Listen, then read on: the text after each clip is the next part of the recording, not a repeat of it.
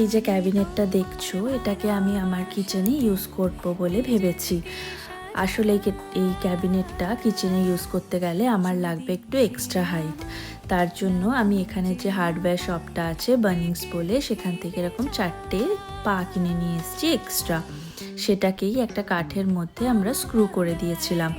আসলে যে এক্সিস্টিং ফার্নিচারগুলো হয় সেগুলোকেই যদি ঘুরিয়ে ফিরিয়ে ঘরের মধ্যে রাখা যায়, তাতে ঘরটার একটা ফ্রেশ লুক হয়।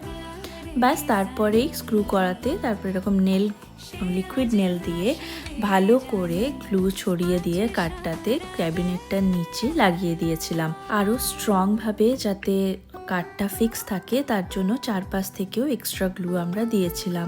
ব্যাস তারপরেই একদিন শোকাতেই রেডি হয়ে গেছে এই ডিসপ্লে ক্যাবিনেটটা। কিচেনের পাশে ইউনিটটাকে খুব সুন্দর লাগছে। তোমাদের কেমন লাগছে অবশ্যই জানিও।